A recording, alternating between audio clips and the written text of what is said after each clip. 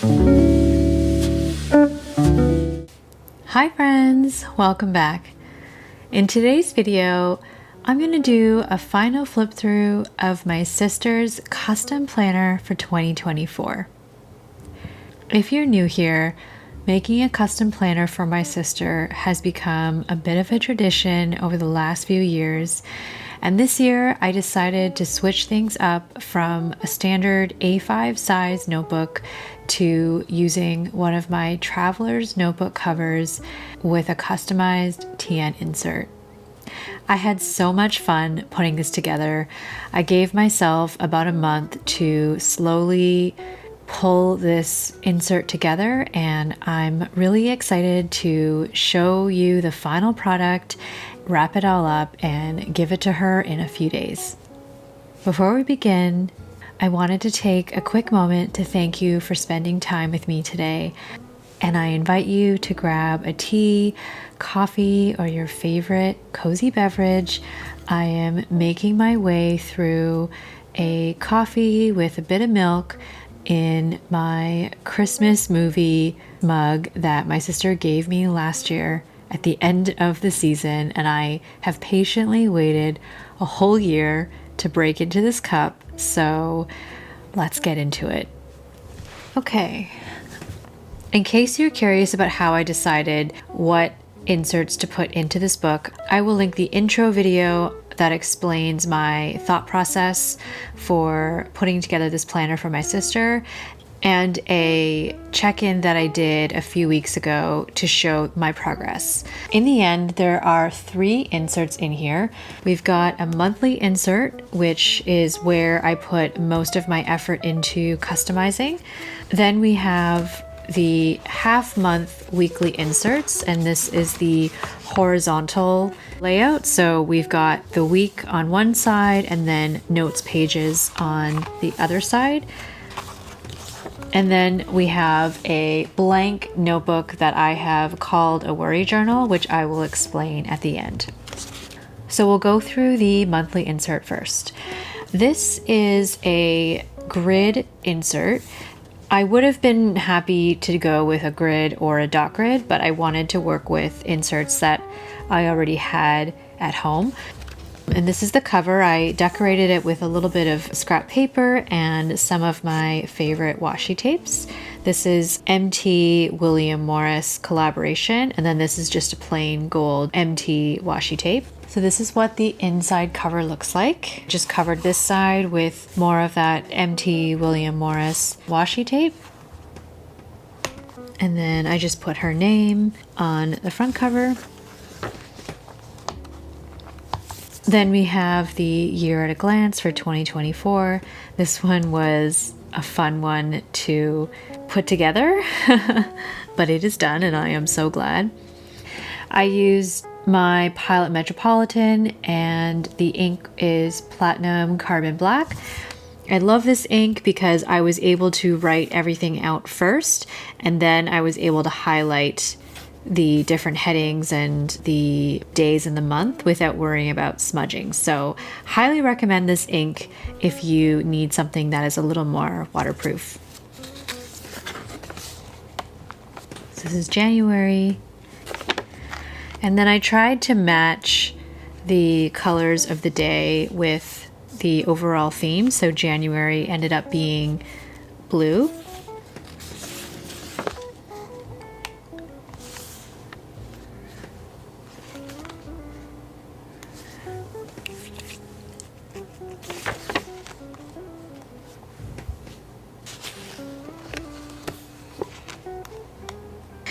So in March, I added a little envelope, and when she gets to this month,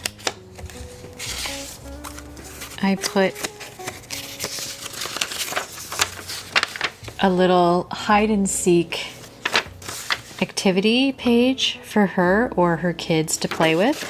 And I chose March because in Canada we have March break for students, and so I wanted to go along with the theme of having a bit of a break and maybe having some fun.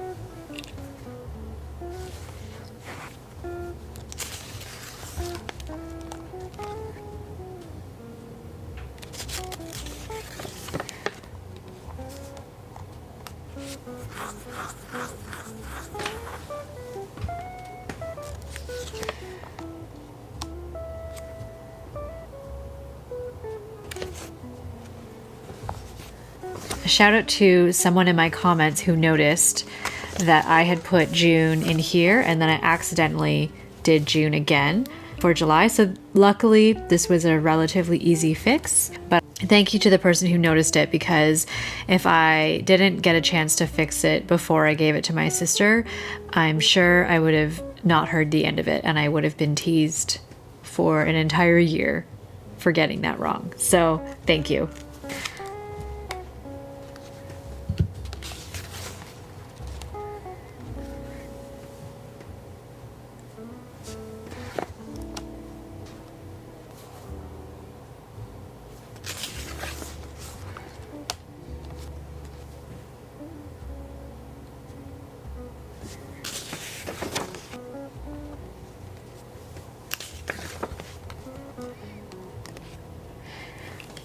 This is probably my favorite spread of the entire planner that I put together. I used different pieces of paper to cut out the background. So these are the rolling grassy hills, we've got some clouds, and then I had these really cute stickers that I was able to create a scene around. So I really love how this turned out, and I am inspired to do more collaging spreads like this next year. And I love how this turned out.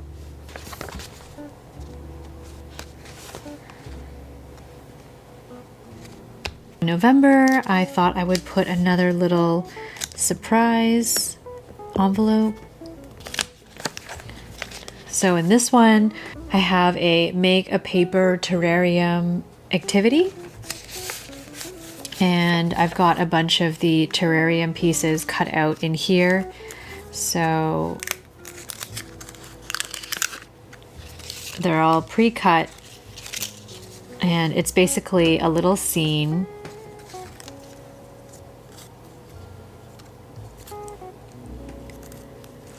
And the idea is that you get an empty glass jar and you put this piece of paper on the back of the jar, and then you can add these little shapes in front of it to create a little paper terrarium, which I thought was really cute. So I think this would be a fun activity for her to do with her kids.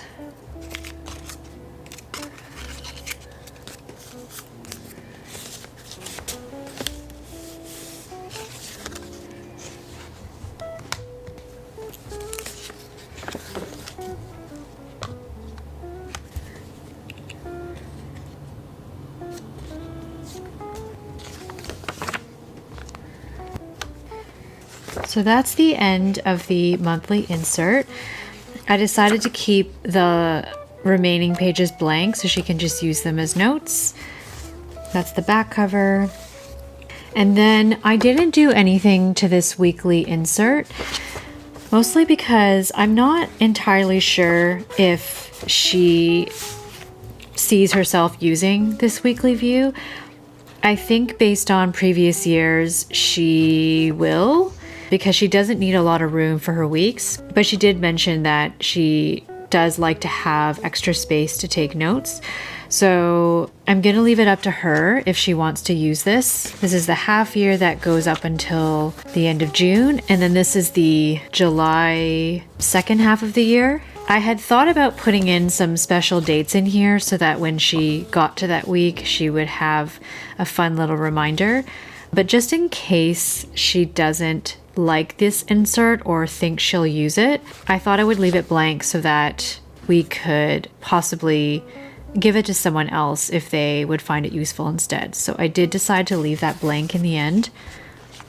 And then the last insert here is just a blank dot grid that I already had, and I just decorated the cover a little bit and I put worry journal, and then I just put the same washi tape on the inside to keep it consistent with the monthly insert that I made.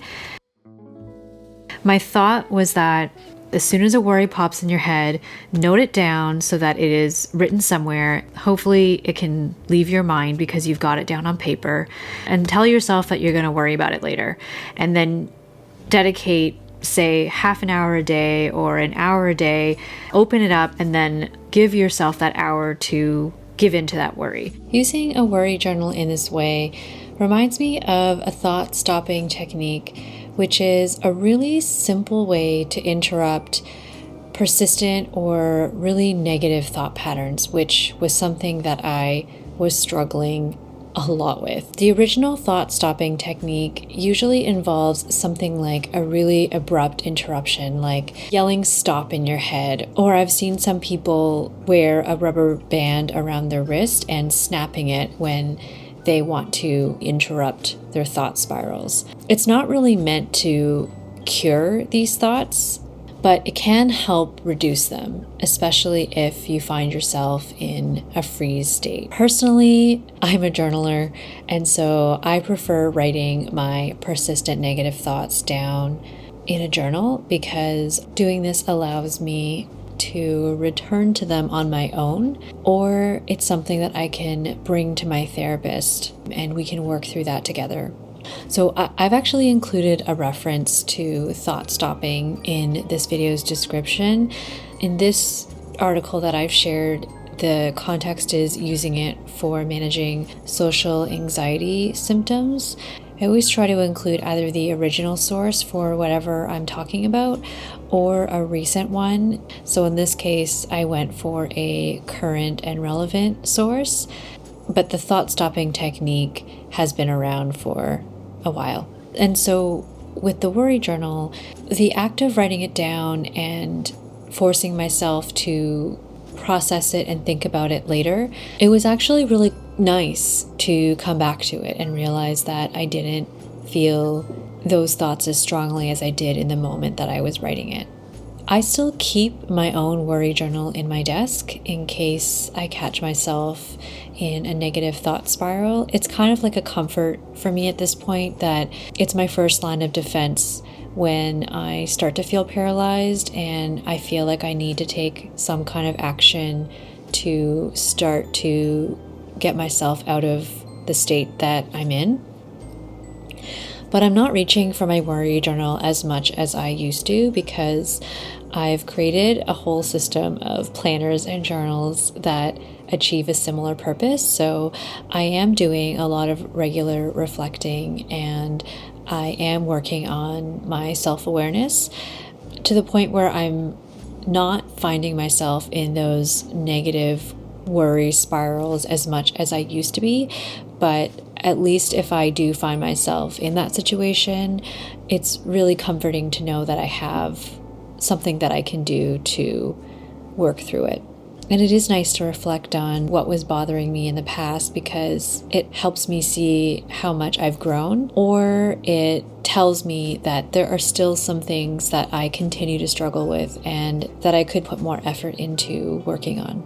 So that's the worry journal. I hope my sister will find the concept somewhat helpful because she does have a very busy life and she doesn't always have a lot of time for herself to reflect on how she's feeling.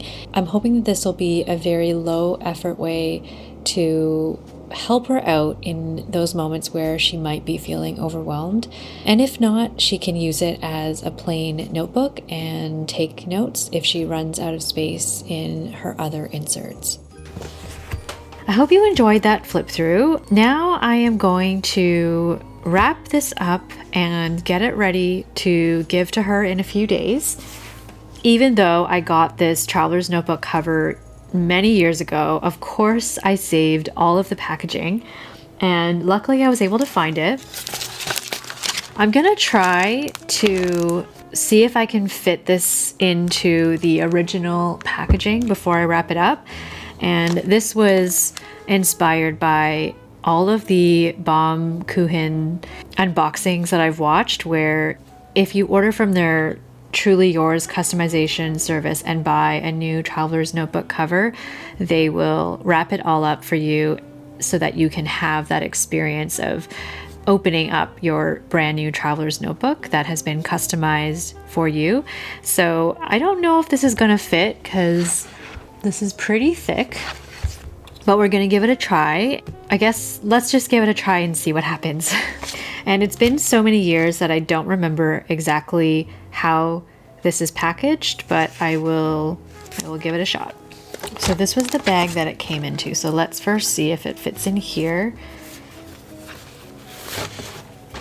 Okay, so it just fits. I have a feeling it's not gonna fit in here, but let's see. I think this was the cover for the outside.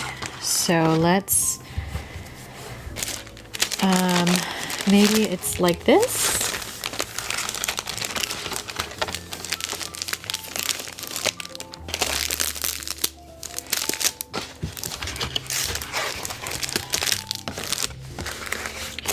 Okay, well, clearly I've stretched things to the limit, but I think it's the thought that counts. So we are going to accept.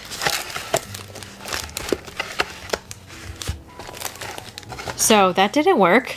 Okay, so plan B, that did not work at all. But what I'm gonna do is I'm gonna keep this insert here. This is the second half of the weekly inserts. I'm gonna put it in here so that she still has this box and this extra string. And there's also this string as well that came with the traveler's notebook. So I will leave this all in here so at least she has it.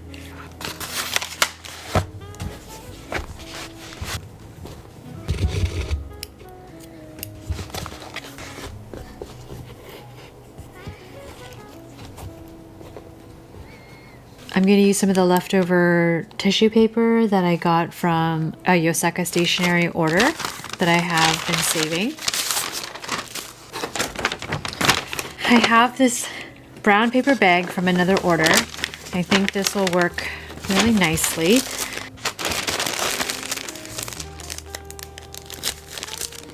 Using some leftover tape.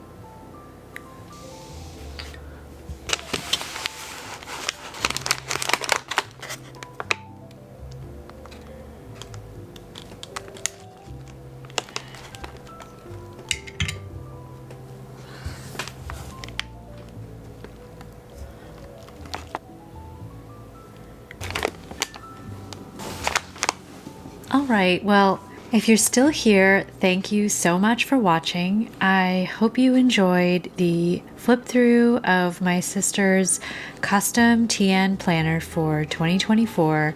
And despite the weird blob of wax here, clearly I have a few things to learn about using a wax seal. So if you have any tips, feel free to leave them in the comments below, and hopefully over time I can get more of the circular wax seal as opposed to this strange blob that you see here.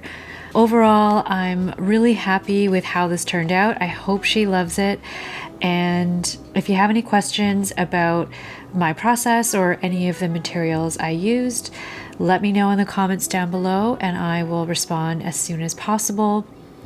Otherwise, I hope you're doing well and that you have a good rest of the year, and I will see you soon in the next one. Bye!